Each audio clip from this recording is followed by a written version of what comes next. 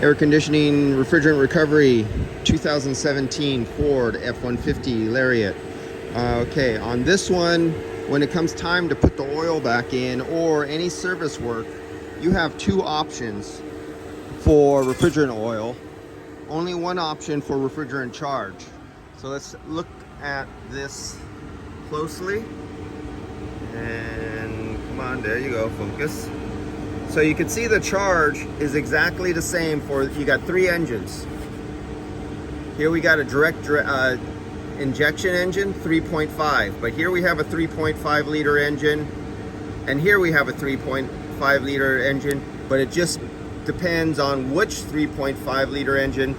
Both of them take 822 grams, but look at the complete oil charge. This is less than 80 cc's, less than 3 ounces. The complete factory oil charge for all the components, less than 3 ounces. What would happen if you got one of those cans of super cool shit, the super everything, Mr. Pro, Super Pro AC, or whatever that garbage is called, and it has 1 ounce of lubricant in it, and you were just doing a top off? You would add another ounce on top of already bringing it way over 3 ounces. 1 ounce added on to 2.7 ounces. It'd be bad on 4 ounces too. It'd be worse on a smaller system. So that's why you don't use crap like that. And you don't just guess and add oil. For some reason, people get the information that you have to add refrigerant oil in a vehicle every time you service it, for like it gets used up or it gets lost or something like that. No, it doesn't get used up, it doesn't burn, it doesn't get lost, it doesn't evaporate. It'll leak out in a collision when a line is cut and you lose a lot, or you replace a part that might have a lot of refrigerant oil in it. But little tiny leaks where you see a little oil stain, say the size of a silver dollar or something like that, that's nothing. That's almost unmeasurable. If you put 3 or 4 drops of oil on a piece of paper and let it sit there for a few days, it'll be 3 or 4 drops here, but several days later it might be 5 or 6 inches big, and it was only a couple drops. That's what happens when you see those little tiny leaks on a condenser. It's just a few drops, and it has spread out over time to be really big, turns dark because it collects dust. It's not ounces of oils, it's drops of oil, unless it's a really big one. What else? So this one, the whole frame is coming off the chassis. They're draining out all the coolant, all the lubricants, power steering, transmission, everything, because the whole body is going to get lifted off the engine because it had a rear end collision. And if you come back here and look, you could see that these are no longer straight up and down, that the bumper goes onto, they're at an angle. And if you look under here at the frame, watch the frame where it buckles. You see where it buckles right there? That's it. Now I know in most countries they would heat that up, pull it out, bend it out, and go. But it no longer, now it's soft and it will bend really easy, so the next time it will go farther. And in our country, that means a lawsuit, especially if there's loss of life and they find out you repaired something like that. We don't splice frames. They don't add support plates to fix things.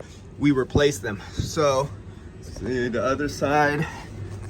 Get over here a little bit, right there. You can see where it buckled right there.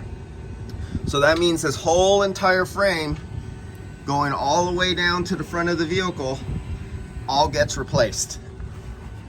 And you know, someone would go, well, that's a big job, you're gonna make a lot of money.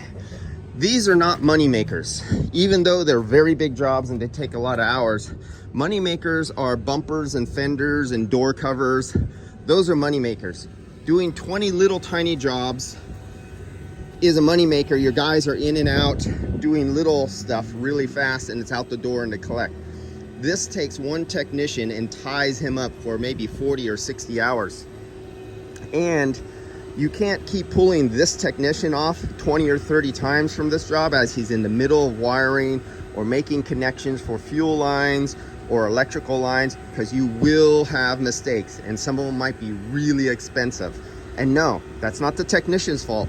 That's the owner of the companies or the management. Because if an owner of a company keeps pulling a technician off of a big job like this, where they're separating a frame and putting it back on and say, oh man, we need the money, we got to pull you off that job because it's not making us money, and we got to put you on this little bumper job that'll make us the same amount of money in only 1/10 of the amount of time than doing this whole thing, because they're thinking about the money.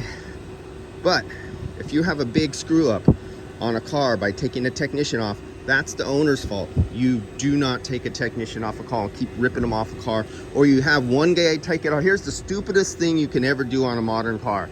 You have one technician take it apart because he's fast and he's not your high expensive guy, and then you put your really good guy to put it back together after shit was taken apart by somebody else.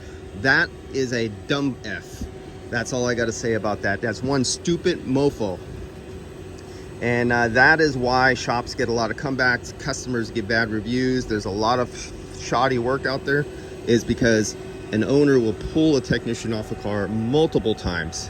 So this was 100% YF refrigerant, and only 1 we could see that 1.8% air. So that is good for recovery.